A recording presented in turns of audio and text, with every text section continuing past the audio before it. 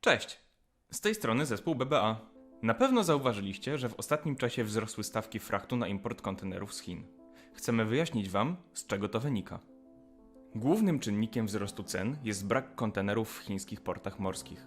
Z problemem boryka się nie tylko branża logistyczna.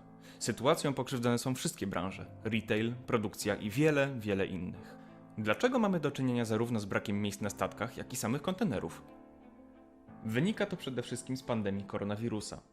Od jej wybuchu wiele krajów wprowadziło liczne restrykcje. W efekcie od marca 2020 roku liczba pracowników obsługujących zlecenia transportowe drastycznie zmalała. Zamknięto wiele fabryk, przez co w portach zaczęły zalegać puste kontenery. Pomimo dostępności kontenerów, mniej ładunków oznaczało mniejszą rentowność połączeń. Armatorzy zredukowali więc liczbę rejsów i zaczęli korzystać ze statków o mniejszych możliwościach załadunkowych. Już we wrześniu duża część wszystkich ładunków cargo to ozdoby i prezenty świąteczne wysyłane z Chin do Ameryki. To około 900 tysięcy kontenerów 20-stopowych. Na początku października Chińczycy obchodzą tygodniowe święto narodowe. Żeby zapewnić ciągłość usług transportowych, wcześniej jak najszybciej trzeba zwrócić puste kontenery. Tym razem jednak zabrakło połączeń i ludzi.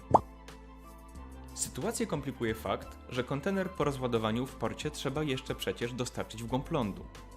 Przy brakach personelu szybkie zwrócenie kontenerów jest bardzo trudne. Średni czas potrzebny na to zadanie wydłużył się z 2 dni do ponad tygodnia. A to kosztuje. W konsekwencji tego wszystkiego armatorzy, próbując zabezpieczyć się przed gigantycznymi stratami, po raz kolejny znacznie podnieśli stawki.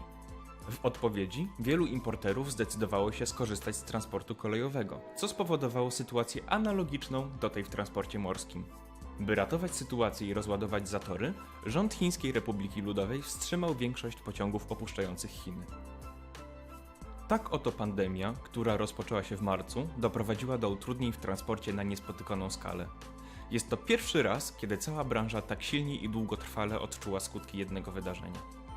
Według prognoz sytuacja powinna poprawiać się od początku marca. Trudno jednak powiedzieć, kiedy skończą się problemy z wysokimi stawkami oraz dostępnością kontenerów i miejsca w środkach transportu. Mamy nadzieję, że sytuacja wróci do normy możliwie szybko. Tymczasem musimy pamiętać, że rozwiązania transportowe można dywersyfikować. Skontaktuj się ze specjalistą transportu i poznaj wszystkie aktualnie dostępne możliwości.